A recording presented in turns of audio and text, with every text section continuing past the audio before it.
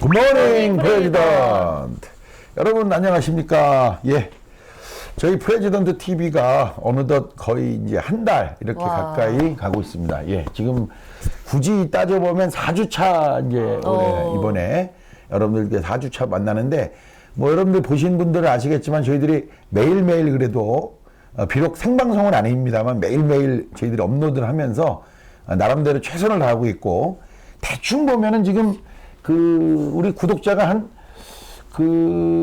일주일에 한 100명씩은 늘어나고 있는데 네. 늘어나는 속도가 약간 좀 이렇게 좀 처지고 있는 게 좀 아쉽습니다. 우리 보시는 분들께서 주변에도 좀 홍보도 해주시고 해서 저희 프레지던트 TV가 앞으로 남은 대선 기간뿐만 아니라 우리나라가 아직 대통령 중심제 국가이다 보니 이 프레지던트의 어떤 역할, 의무, 생각, 정책적 방향 이런 것들을 잡아주는 어떤 기준점이 되자 이런 마인드로 오늘도 한번 시작을 해보도록 하겠습니다.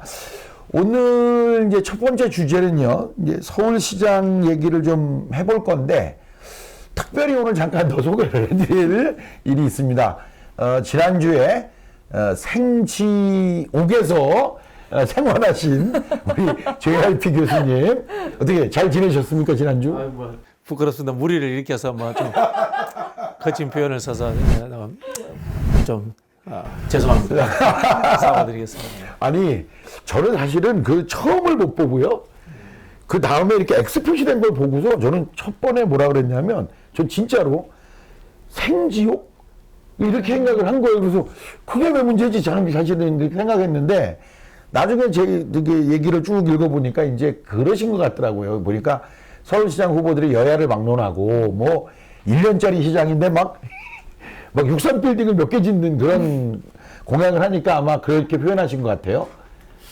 좀 뭐 어쨌든 뭐 제가 그 과한 표현을 쓴 거니까 그거는 예. 좀 잘못을 한 거고요. 예. 대표적으로 뭐 서울에 75만 호의 집을 더 짓겠다고 예. 뭐 후보가 있는데 지금 서울에 집이 380만 호예요. 예. 380만 호에 인구가 1000만이 조금 왔다 갔다 하거든요. 네. 75만 호를 더 지으면 최소한 200만에서 250만이 인구가 더 늘어난다는 뜻이에요. 네. 그러면 뭐냐면 그 집을 짓는 것과 동시에 밀집도가 더 높아져 가지고 부동산 문제는 더 심각해지고 도로, 교통, 환경 여러 문제가 다시 생길 수 있는데 그런 이제 공약을 내놓으신 분도 있고요.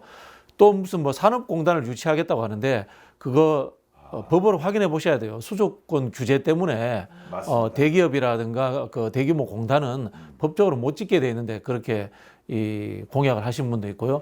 또 뭐 신혼부부에게 1억을 주신다고 하는데 그건 서울 특권이잖아요. 재정 여력이 다른 시도에 비해서 훨씬 좋은 서울 특권인데 그렇게 되면은 다른 시도와의 불평등 문제가 불거질 수 있고 이 대한민국 국민은 어디에 사는지 행복하게 살 수 있다라는 헌법상의 행복 추구권에도 위해될 수 있습니다. 그런 부분에서 좀 저 같은 이제 시골 출신으로 조금 이제 많이 불편했죠. 죄송합니다. 우리 JYP 교수님 이력을 저희들이 뭐 이 자리에서는 우리 여기 시작하면서 한 번도 말씀을 안 드렸는데 사실 전에 국가균형발전위원회 대변인도 하셨고 지금까지 지방분권, 자치분권 뭐 균형발전 이쪽의 일들을 굉장히 많이 해오셨어요. 아마 20년 그죠. 당에도 계실 때 아마 제가 알기로는 지방자치국장을 하셨기 때문에 그러다 보니 그런 관점에서 본인의 이제 깊은 생각들이 그러다 보니까 아니 서울시에다 무슨 1년짜리 시장 공약하는데 뭐 63빌딩 3개 짓고 4개 짓고 이런 식의 어떤 상황이 좀 불편해서 표현을 하다 보니 좀 개인적으로 뭐 SNS 상에 뭐 조금 그렇죠. 그 SNS라는 게 사적 공간이면서도 또 이 언론이 주목하고 있다는 것에 대해서 뭐 좀 제가 인지가 부족했던 것 같습니다. 아이고 예 어쨌든 뭐 지난주에 생지옥에서 살아오셨으니까 오늘 서울시장 지금 좀 전에 말씀하신 대로 그 뭐 얘기들을 해보는데요. 그 적인 것 같아요. TV 토론이 있었죠. 어떻게 TV 토론 보셨나? 보셨어요? 예. 핵심만 혹시 좀 뭐 리뷰를 좀 한번 해주세요. 리뷰를. 뭐 일단은 저기 시청률 부분에서는 안철수 금태섭 TV 토론이 압도적이었습니다. 높았다? 네, 제일 높았습니다. 왜 그랬지? 제일 16만 정도의 이제 조회수를 기록을 했고요. 뷰를 기록했기 때문에 압도적으로 높았는데 그거는 이제 토론을 하느냐 마느냐 과정 가지고 이미 좀 마찰을 많이 일으켰고요. 또 우리 안철수 후보에 대한 기대 심리가 있지 않습니까? 이번에는 또 무슨 히트작을 내놓으실까? 제가 MB 아바타입니까? 갑철수입니까? 뭐 이런 거 혹시나 기대를 했는데 그 정도까지는 안 나왔고 이제 퀴어 축제에 대해서 조금 이게 비판을 받을 만한 말을 한 게 전부였는데 상대적으로 금태섭 후보가 뭐 특별히 잘하지 않더라고요. 제가 보기에 안철수 후보는 못할 거라고 누구나 예상했기 때문에 예를 들자면은 시험 70점 받을 거라고 예상하는 사람이 75점 받아도 잘한 거예요. 그렇죠. 예. 그런데 금태섭 후보는 자기가 100점 받을 것처럼 이제 큰 소리를 쳤는데 실제로 보니까 뭐 한 7, 80점 비슷한 수준이어서 크게 안철수 후보가 손해 본 것은 없었다. 예, 뭐 근데 그렇게 원래 그분들 원래 그 같이 있었던 분들 아니에요, 원래는? 그렇죠. 뭐 아마 형 동생하고 지냈겠죠. 제가 볼 때 약간 오야붕하고 꼬붕 관계가 아닌가 싶어요. 그런데 뭐 제가 이제 특히 금태섭 후보한테 좀 지적하고 싶은 것은요. 두 분의 관계 속에서 있었던 행동들, 회의에 누가 늦게 불참을 했고 자주 뭐 하여튼 그런 이야기는 사실은 안 하는 게 맞습니다. 안 하는 게 맞습니다. 왜냐하면 이거는 공개 선거인데 그렇죠. 개인적으로 있었던 것 같고 얘기하는 건 참 조금 그래요. 혹시 이나 씨는 그 PDV 토론과 관련해서 뭐 주변에서 들은 얘기 뭐 없을까요? 근데 사실 모르겠어요. 젊은 층에서는 크게 이 선거에 대해서는 집중을 잘 안 하는 것 같은 이런 지금 느낌이 전반적으로 있어요. 그럴 거예요. 네네. 일단 우리 국민들 전체로 보면 코로나 상황, 이 백신 상황, 뭐 언제까지 접종을 하느냐, 또 언제부터는 좀 마스크를 벗을 수 있느냐, 제 주변에서 꽤 괜찮은 좀 생각도 괜찮고, 이렇게 어떤 문제의식에 또 괜찮은 분이 얼마 전에 페북에 뭐라고 올렸냐면, 더 이상은 정말 이 마스크 못 쓰겠다, 이거 자연 방역으로 가야 되는 거 아니냐, 자연 면역으로, 집단 면역으로 가야 되는 거 아니냐. 그래서 제가 댓글에다가 그건 너무 위험한 발상이다. 왜냐하면 여러분 그 집단 면역으로 가면 노약자들을 사실 포기하겠다는 뜻이거든요. 아주 특별하게 완전 격리하지 않는 한은 노약자들을 포기하겠다는 건데 국가가 그렇게 말할 수는 없죠. 그리고 그런 정책을 쓴다는 것 자체가 매우 위험한 발상인데 그분이 평소와 다르게 이제 이 자영업을 하시는 분인데 그 정도로 이제 굉장히 많이 이제 극한 상황까지 온 거 아니냐 이런 느낌이 들더라고요. 우리가 이제 그 세상을 이야기할 때 진보가 있고 보수가 있다 이야기할 때 보수가 나쁜 것은 아니잖아요. 그렇죠. 보수적이라는 이 표현이 굉장히 좋게 쓰일 때가 그럴 때예요. 최악의 상황에 대해서 늘 보수적으로 대비하고 있는 거. 이게 이제 정부가 해야 될 일 중에 하나거든요. 우리가 전략을 짤 때도 그런 이야기를 하면 손자병법에 보면은 지피지기면은 100점 불태라 이런 이야기합니다. 우리는 100전 무패. 그게 뭐 승이다 이렇게 이야기를 하지 않거든요. 전략을 짜는 것이 모든 것이 지지 않기 위해서 짜는 측면이 있어요. 안정적으로. 그런 측면에서 보수라는 것이 현재의 기조를 정확하게 파악한다는 측면에서 의미가 있거든요. 특히 이제 방역이라든가 치안, 국가 체계 이런 부분에 있어서 법률 제도적인 문제는 보수적으로 흐를 수밖에 없습니다. 그런 부분에 대해서 우리가 좀 인정을 해줘야 돼요. 그래서 지금 그러면은 서울시장 얘기가 어쨌든 뭐 저희들이 시작할 때부터 뭐 과한 공약 또는 뭐 지금 TV 토론 얘기도 했는데 지금 야권 쪽 그 TV 토론은 어떤 것 같아요? 뭐 제가 보니까 뭐 벌써 그 뭐죠 스티브 잡스 흉내내는 PT도 했고 뭐 스탠딩 토론은 괜찮았는데 일단 공약 자체가 이 적실성이 떨어지다 보니까 논쟁이 좀 재미가 없었어요. 저는 이제 조은희 후보하고 나경원 후보의 토론을 잠깐 봤는데요. 조은희 후보가 뭐 잘 따지더라고요. 이 적합도 문제에 대해서 잘 따지는데 뭐 예를 들자면 0세에서 5세까지 아동이 몇 명인지 아십니까? 이건 좀 엉터리 질문이에요. 그런 질문 하시면 안 돼요. 계란값 물어보고 택시값 물어보는 거 이런 거죠. 정책을 하자는 게 아니라 상대를 망신 줘서 사실 그런 게 보는 분들은 이게 시원할 수 있어요. 제가 장관인데 말이야 계란값도 몰라 이렇게 보는 면이 있지만 그거는 좋은 그러니까 실질적인 정책을 얘기해야지. 장관이 계란값이나 외우고 다니고 그건 말이 안 되죠. 이제 다만 이제 조은희 후보가 나경원 후보한테 이 신혼수당이라든가 네. 또는 저기 뭐 청년수당을 주면은 17조, 18조 정도가 들은 걸로 알고 있는데 그 재원 마련 방향을 어떻게 구체적으로 알고 있습니까? 여기에 대해서 나경원 의원이 제대로 답을 못했거든요. 나경원 경범이다 예, 이거. 좀 헷갈려가지고 그런 질문들은 굉장히 이제 좋은 질문들이죠. 그렇죠. 그런 것들에 대해서 재원 마련 계획 정도는 이제 후보가 가지고 있어야 되는데 그런 거를 못했던 것은 좀 문제라는 생각이 들고요.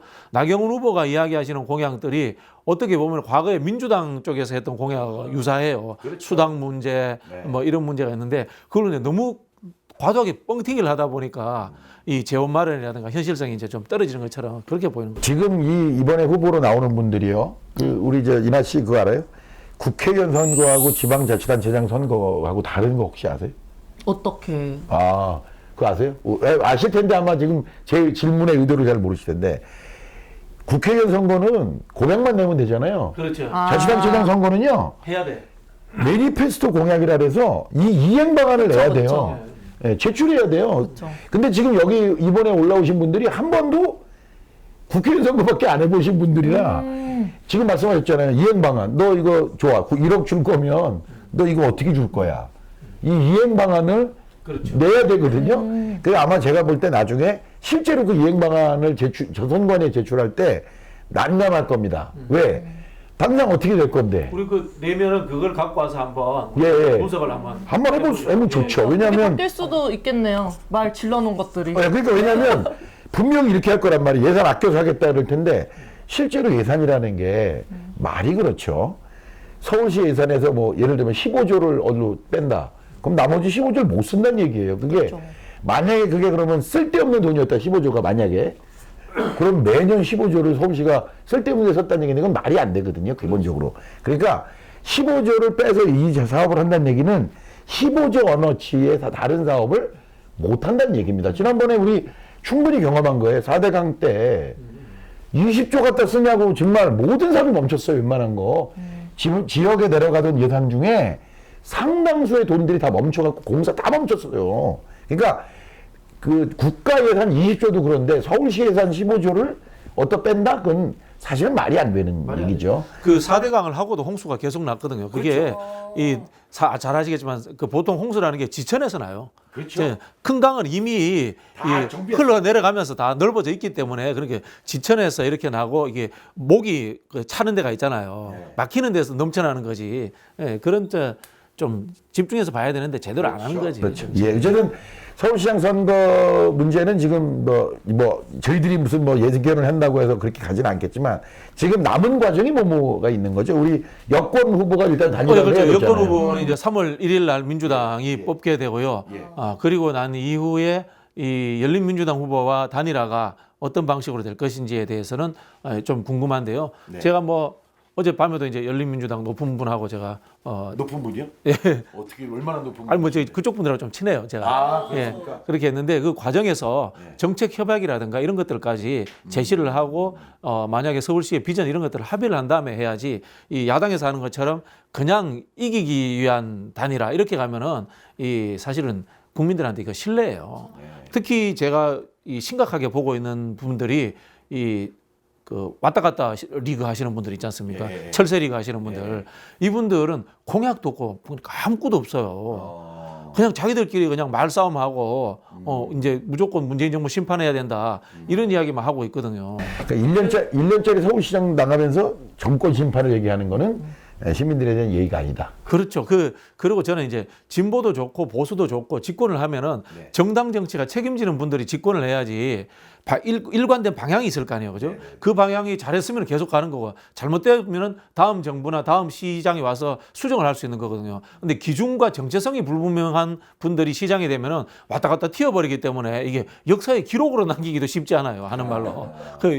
그런 부분에서 늘 이 정당 정치와 책임 정치에 대해서 생각하는 분들이 정치를 하시는 게 맞지 떴다방 정치는 그건 좀 심각합니다. 참 요 얘기는 우리가 한 번쯤 기획으로 한번 해봤으면 좋겠어요. 왜냐하면 우리나라가 정당이 집권하는 게 아니라 대통령이 집권한다는 말이 나올 정도로 지방자치단체, 지방정부도 그 정당이 집권한다기보다는 개인이 집권하는 성향이 굉장히 강한 나라예요, 우리나라가. 맞아요.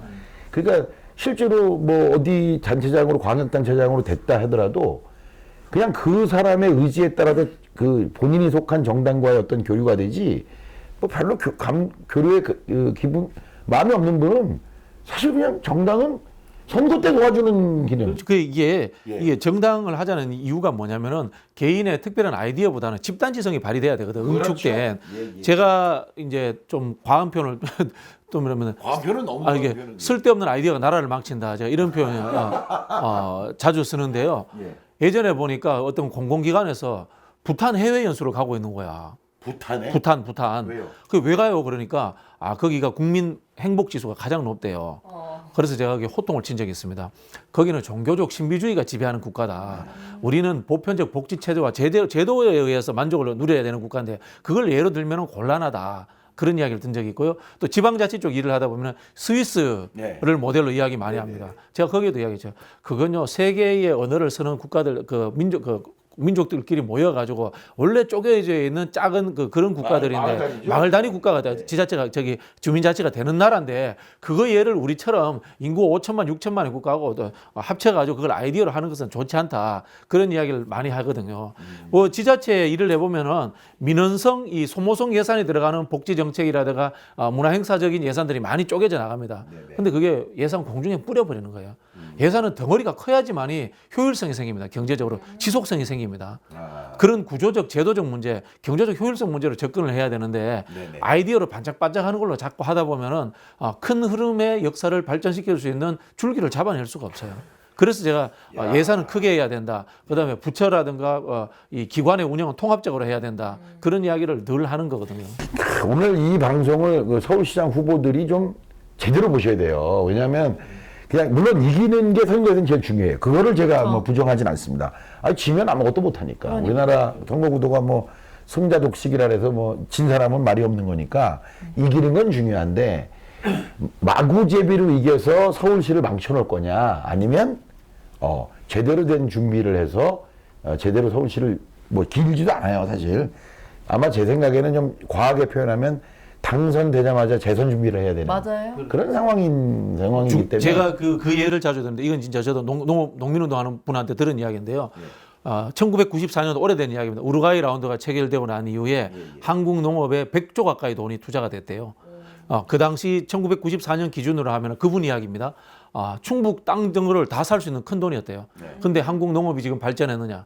아니라는 거예요. 1,000만 원, 2,000만 원 소매성 예산으로 쪼개가지고 보조금형들을 다 지급하고 날려버렸다는 거예요. 그렇죠. 그렇게 이야기하면서 예산이라는 것은 중장기적인 계획하에 규모 있게 서라라는 이야기를 하시더라고요. 사실 그 얘기는 그 예산 관련된 어떤 토론회나 이런 그 얘기에서 비하인드 스토리 많이 나오는 얘기입니다. 그게 김영삼, 김대중 정부 거치면서 120조 정도를 그냥 거의 현금성으로 뿌렸다는 거예요.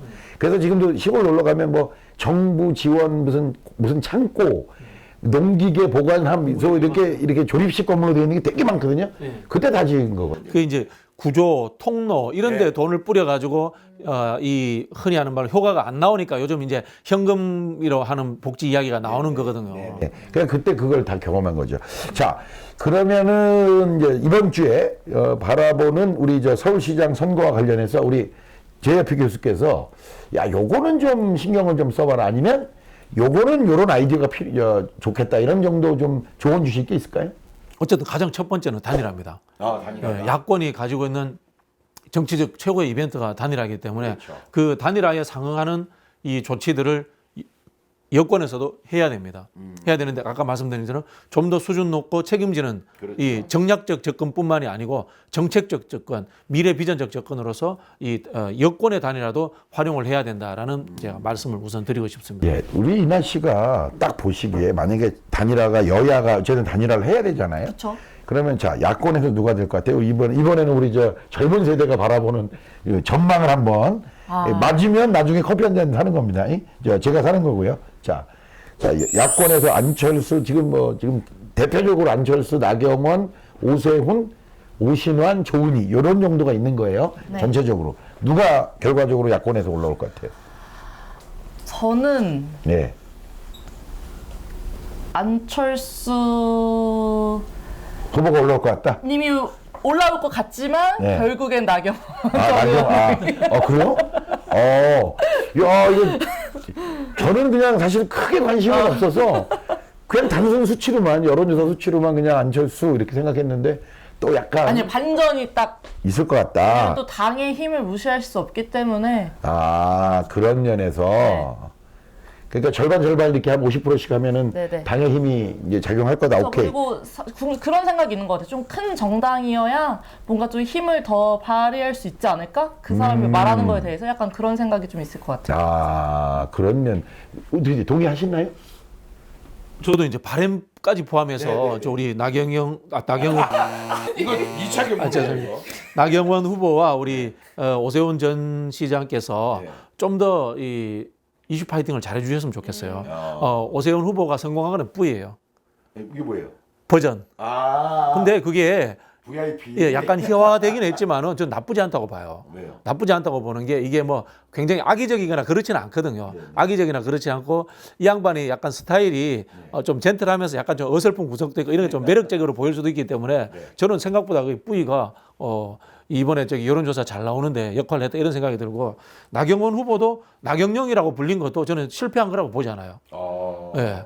이 보수 정당 후보가 흔히 하는 이 퍼주기처럼 보이는 근거 없는 퍼주기처럼 보이는 이 허경영 씨 이름하고 이런 섞이는 저는 나쁘지 않다고 봐요.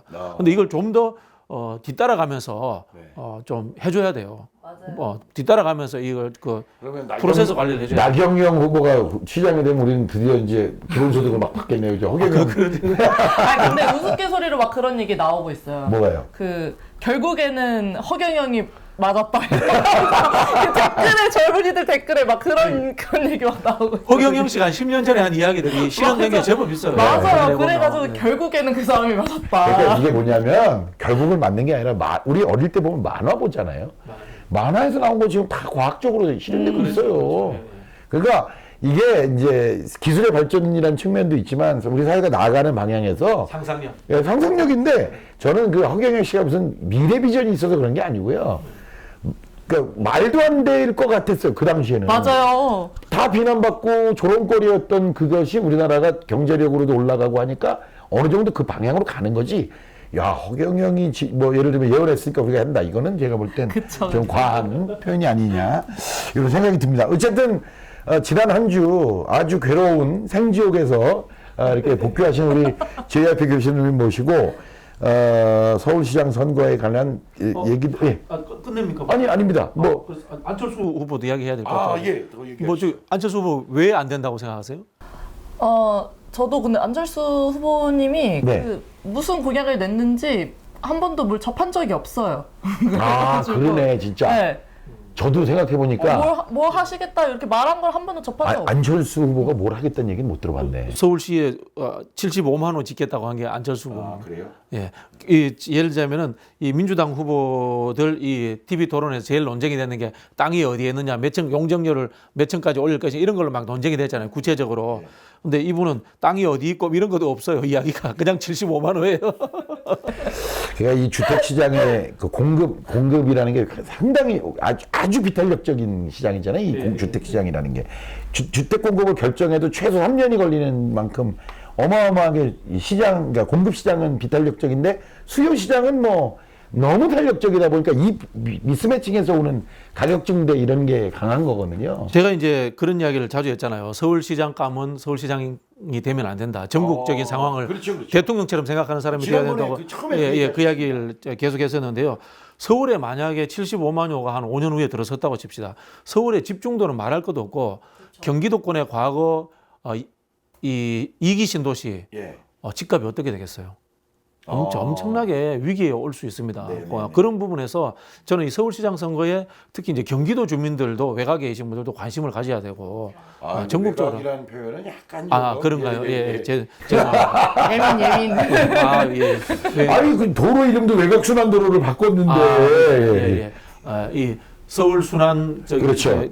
경기 순환도로, 수도권 순환도로 바뀌었죠. 수도권 순환도로 인근에 사시는 분들도 굉장히 관심을 가지고 보셔야 됩니다. 이게 본인의 집이 갖고 있는 게 한국 사람한테 가장 큰 자산이잖아요. 네. 자산 가치가 사실 부동산이 폭락해서도 안 되거든요. 그럼요. 그런 측면에서 균형감 있게 가야 되는 건데 그런 부분에서 2기 신도시에 사시는 분들도 좀 관심 있게 서울시장 선거에 특히 부동산 공약을 보셨으면 좋겠어요. 그러면 이제 나경원 이제 안철수 후보에 대한 대략적인 이제 조언이라면 조언 이런 걸 좀 해주셨는데 우리 이나 씨도 혹시 뭐 조언이라면 뭐 있을까요?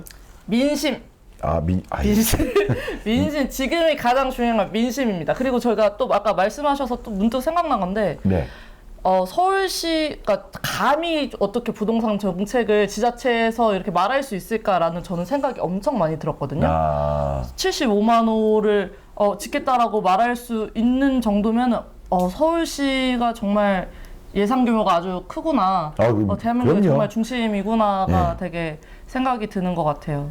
그러니까 서울시가 공공으로 공급을 하는 것도 있지만 예를 들면 규제만 좀 풀어도 풀리는 게 있거든요. 예컨대 용적률만 풀어도 강북에 용적률 높여줘야 용적률 높여주면은 뭐 좋죠. 원래 모든 건 가급적 시장에서 이루어지는 게 좋지 이 국가가 개입하는 거는 사실은 저는 그렇게 좋은 건 아니다. 그러나 주택시장처럼 매우 공공재적 성격이 강한 것은 일정 부분 제어를 하는 게 맞다. 그러나 이런 식으로 일률적으로만 다 용적률을 묶어놓는 것도 꼭 좋은 방안은 아니다. 뭐 이런 정도 생각은 좀 갖고 있습니다. 자, 여러분들 오늘 저희 프레지던트 4주차 방송을 좀 오늘은 서울시장 얘기와 더불어서 지난주 얘기 좀 이렇게 쭉 풀어봤습니다. 너무 밋밋하게 끝나는 것 같아서 네, 예. 제가 뭐 좀 약간 자중하는 분위기라서 네. 한 가지만 네, 오늘 예. 지난주에 약간 엄청나게 공격을 당하셔갖고 굉장히 지금 자중하고 계세요. 그래서 하나 재미거리는 이야기를 해놓겠습니다. 네. 아마 야권은 이 단일화 과정이 네. 그걸 가지고 이기느냐 지느냐에 굉장히 중요한 상황 관리가 필요할 겁니다. 네. 우리 안철수 룰이라는 게 존재합니다. 다 모든 거 내가 유리한데. 그렇죠, 그렇죠. 대표적으로 이제 여론조사로 지금 그분들이 단일화를 하기로 했지 않습니까? 네, 네. 단일화를 하기로 했는데 제가 봤을 때 첫 번째 또 말이 안 돼요. 그게 뭐냐면은 민주당 지지자까지 네. 물론 뭐 민주당 지지자가 바쁘기 때문에 거기 가서 뭐 이렇게 역투표 할 일은 없어요. 네. 역투표 할 일은 없지만 그것까지 넣겠다고 하는 것 자체도 좀 설정 자체가 말이 안 되고요. 경쟁력 조사를 하느냐, 적합도 조사를 하느냐, 선호도 조사를 하느냐 이거 가지고 엄청나게 싸울 겁니다. 당연하죠. 예, 네. 지금 상황으로 보면 안철수 대표는 무조건 민주당 후보를 넣어서 하는 경쟁력 조사를 하자고 할 겁니다. 그렇죠. 그리고 국민의힘에서는 적합도 조사를 하자고 할 거고요. 이거 쉽게 설명하면 이렇습니다. 적합도 조사는 뭐냐면은 사람들이 판단할 시간을 한 번 더 줍니다. 그 사람이 똑똑해?